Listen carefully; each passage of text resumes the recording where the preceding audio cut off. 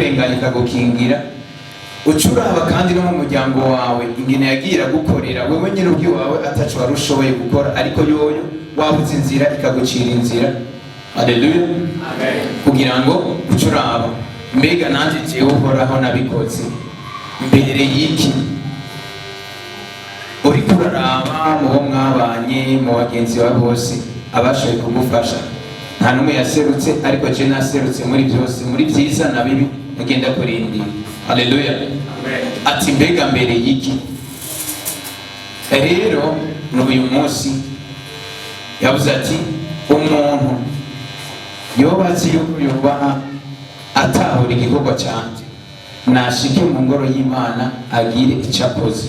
Haleluya, ati raba ivyuma nararungiye abamarayika barashoboye kubizana biri ngaho. Naciye mu muhanuzi wanje ndamubwira ati ivyuma byarahiye, raba ico mushobora gukora. Nta n'umwe yibwirije icyo akora, ariko nta n'umwe yandaranye ubusa, nta n'umwe yabuze isabune, nta n'umwe atariko arahumeka umwuka w'abazima, nta n'umwe yumviriye ati je ndavye ivyo uriko urankorera reka ngire ico nkoze. Haleluya, aravuga ati ejo simvuze ku wa mbere, simvuze ku wa kabiri, simvuze ku wa gatatu, simvuze iyindi minsi, ntanze umunsi w'ejo. Urumva akeneye kumva ijwi ry'ivyuma yatanze biriko birakora. Haleluya, sinatari uko aza mu rugo rwawe ariha we nyene, kandi ingene bizoba biriko birakora uzosanga ngaho biriko birakora utazi ingene vyagenze, mugabo aziha we nyene. Kubera iki? Agirira neza abeza n'ababi, akagwisha imvura ku beza n'ababi. Haleluya, yarashoboye gushika ku kimenyetso cyo gutanga. Nta n'umwe adahera ku wa mbere agashikana ku munsi wa gatandatu, n'uwa Mungu benshi bagakora, nta n'umwe atunguka. Haleluya, nta n'umwe atunguka, n'udakora nta munsi araruza. Haleluya, ariko agaca atangazwa n'ukuntu muza imbere y'Uhoraho mukaraba umuhanuzi mukibaza ngo niho hari, kumbe muhora haba hahagaze. Ati kurya je nashoboye kuraba wa mupfakazi akaba ari we nshima, niko n'ubundi mbandanya nkora. Haleluya, ati mu gutanga mugafata mu ngodo mugacirayo mukibaza muhenzi uri imbere kuri podium, kumbe je nanje mbona kure gusumvya uko mwebwe mugira gute mwiyumvira. Rero mu mwanya wanyu ivyuma uhoraho sinkorako kandi sinongerako, ivyuma uhoraho ashaka biriko birasambirana ngaha. Yopisi ni gwawe, yopisi ni jewe. Haleluya, mbega ingoro y'Imana mwibaza ngo ni izi nkome zose nogomba zohomagurika zikaja hasi, ariko si ukuvuga ko ijambo ryanje ryoba risidutse. Haleluya, yavuze ati ingoro y'Uhoraho ni wewe. Ati mbega ndabibutsa ijambo jewe nakumetse, ati ntimuzi ko muri ingoro y'Uhoraho. Haleluya, nimurabizi inkome, ingoro ni wewe. Haleluya, aha rero tuba turi ni kibanza Uhoraho aba yashatse ko tugira gute, ko tuza kumvira message yayo. Haleluya, sino bimaze kurangira amaze guheza umwe wese arasohoka akaja iwe. Haleluya, nahawe sindenzako sinongerako, ariko ntiyasabye ko ari ejo canke hirya y'ejo canke ngo nziyumvira kubikora.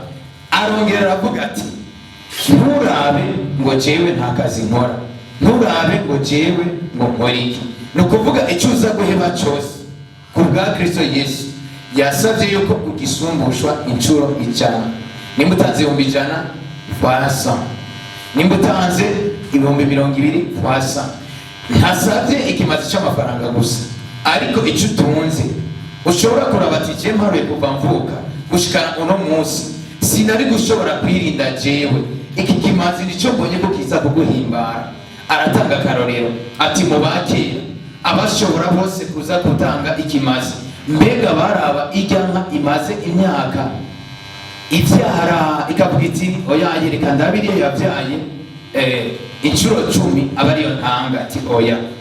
Baraba irya nyene ifise ibinure bikwiye, irya nyene na jenshema avuga ati iyi nka vraiment sinifuza kuyikuramo, akaba ari yagira gute ajana imbere y'uhoraho ati mbega namwe mu bisezerano ry'ubu ntibibaha ikirwa kugira ngo mushobore kwiga ngo mutahure abakera bahezagirwa kuco bakoze, mbega namwe mutariko murakora munyifuza ko imihezagiro ndabahezagire gute? Haleluya, amen. Arongera aratanga akandi karorero ati raba inuma ifise amababa angahe? Ifise amababa abiri. Na Bibiliya ni kwiteye, hari isezerano rya kera n'iry'ubu. Haleluya, ntimwitwaze ngo ni isezerano rya kera, oya, mu rya kera narinda hari kandi no mu gihugu ndiho. Haleluya, inuma ntishobora kuguruka ifise ibaba rimwe, ntigishoboka. Ishobora kuguruka ifise amababa angahe? Abiri. Mwarahezagiwe cyane, aho nacyo neza ko nta nico mpuye. Abumvise igikorwa cy'uhoraho barabahezagire cyane. Amashimeshi ku mwana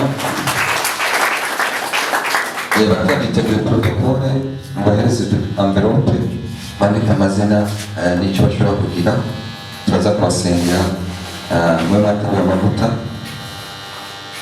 bandika ku mazina yabo, inyuma barazituzanira amvelope, turaza kubasengera kuko abatanga umushuzo nabyo nabuzanye 200 nayazanye.